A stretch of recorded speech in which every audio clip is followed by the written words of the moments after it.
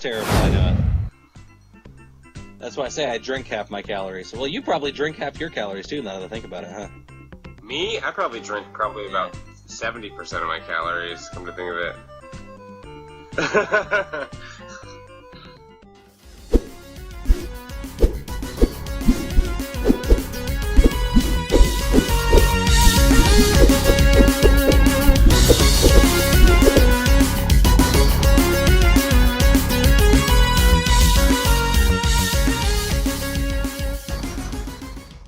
All right, so Thomas Derp doesn't specifically ask this question, but he was concerned in the buy, bargain, and bullshit comment section that Ryan and I were at each other's throats. They were. What do you think, Ryan? Are we always at one another's throats? Yeah, sometimes. We can't... Well, okay. It's never anything personal. It's always just friendly banter. It's not like... Yeah, like, I will get... I mean, or at least I will. I'll get heated and be in an argumentative mood with Ed at times, but... And then I poke him with a hot stick. It never... Yeah, and Ed just keeps poking at me because he can press my buttons like that. And that's all it is. It's just Ed press my buttons and me just... But no, it doesn't... It doesn't affect our friendship. Yeah, we have talked literally. Only. Yeah. Just Ryan and I have sat and talked online for literally 7-8 hours at a time, and every once in a while, I get in a mood when it's like 4 o'clock in the morning and I haven't slept for 36 hours, and I start giving him a hard time about something. And that's all it is. It's the same. And I'm an easy target for that sort of stuff. So, and Ed knows that. Ryan will believe anything you tell him. Shut up! I'm not going. I call bullshit. I think Ed would stab him. Fuck that motherfucker. Ed would stab him with his katana blade. And hey, how'd you know I have a katana? Ryan would bludgeon Ed with his nunchucks. Oh, mine's upstairs. I have that same thing. I have the same machete. Omega LVL Gamer had a question here. I think it was a topic for discussion, but I really don't picture any of us ever having this discussion in its own video. But he's the one. He says, I have a topic for conversation in the form of a question. My question is, what is the end goal for each of you as far as collecting goes?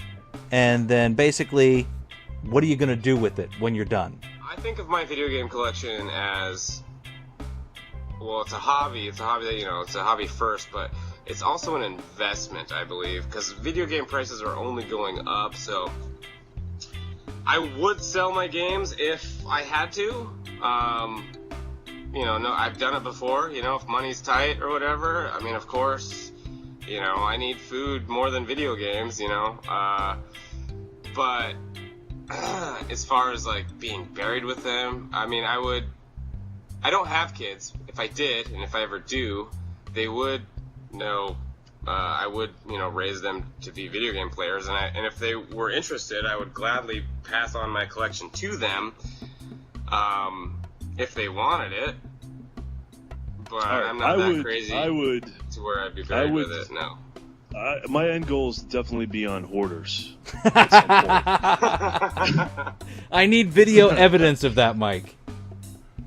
No, you know what's funny? I just thought of something because Ryan was talking about he doesn't have kids, and I don't have kids either. But when I do have kids, and maybe what I'll do is maybe I'll just bury games around the United States and have like a treasure map for them. Oh, dude, that is a fantastic idea. Hunt for games. Yeah. Could backfire though if the kids don't like it. I mean, yeah, I know. Like maybe they won't like Sega Genesis games, and they'll just stay buried. Like Phantasy Star 2 will be just buried somewhere on Long Island if it's still you would there. you would never sell off your collection? Nah. For what? Ed? Yeah, you probably have a different perspective because you're the only one here with kids. My end goal for my collection is not games. This is not the purpose of my collection. My collection is the hardware. That's always been my focus, and I just pick games up because I find them cheap, which is why I never pay a lot of money for games ever, with the exception of, I think, 2 or 3 games.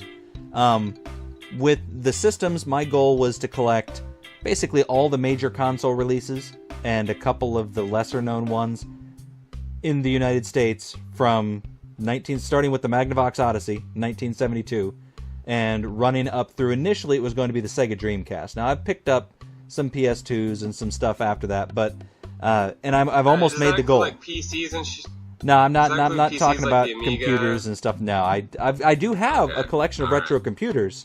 I've got a bunch of 8-bit computers, but that's not. I was just clarifying. Yeah, that's not part of the main collection. I'm referring to video Just game consoles, systems. home consoles. Consoles, yeah. And I've got everything I want except the Magnavox Odyssey from 1972. That's the only one I'm missing. So my end goal is almost here. And honestly, as far as selling it off, what I'm going to do with it when I'm done with the collection, my son has already expressed interest in keeping it for himself. So technically, when I'm done with it, Awesome. I can pass it on to him, and presuming that he feels the same when he's 30 as he does now that he's 11, which is a good possibility he won't, he will get it.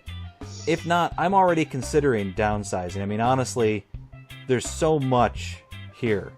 I mean, just a ton. I've got probably 80 different systems, and there are probably 60 plus unique systems. It's crazy.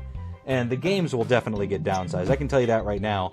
Once I start, really hurting for space, they're going to be the first thing to go. But yeah, that's my end game. All right, so a couple of people have also asked, I think Mike, that was. and I know that I thought that was you are itching to answer this question. What's the deal with the mask? It's attached to my face. I can't fucking take it off, man. Yeah, he's the I don't know elephant what man. to He's tell had you. it on so long, his face has deformed into the recesses of the mask. Actually, yeah. What's actually happened is the hair underneath has gotten so matted, and it's actually woven into the mask itself. So we can't take it off. It's actually his hair his scalp has infused with the mask itself. It's actually part of his. Actually, I responded to a comment with my all theory. of his collars are super stretched out because he has to, Yeah, put it go over the the. mask. My theory was that you are so fantastically good looking underneath the mask that you wear the mask to keep the girls away from you because you're in a committed relationship. That was my thinking. Yeah, all 3% that watch my videos. But I gotta obviously, keep those ladies away. Yeah, obviously it's the exact opposite. So, never mind. On the Ryan blows his wad video, Button Basher, would you stop it?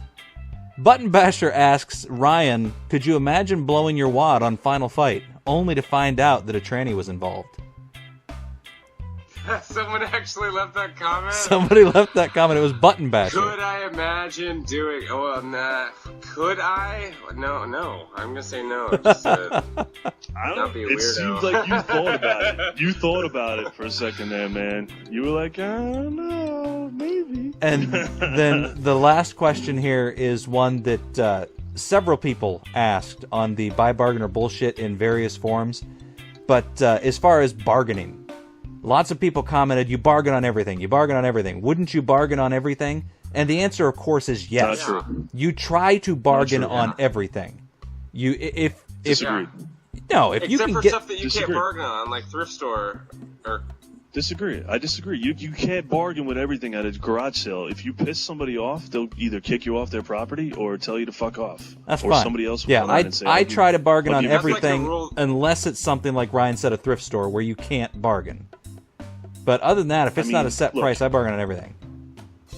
I bargain constantly at garage sales. You just got to feel the situation out. If somebody's honestly, really no. tough, if Yeah, somebody's really tough Mike's on right. the price, you won't get them off the price. Even if you try to bargain, they may even raise the price on you if you piss them Yeah, off. no, yeah. Mike's right. I think the point is Yeah, you I try to guess. bargain if you can, but there are certain circumstances where Yes. even if the price stands, you would buy it. And I think that's what we're trying to get across in the video.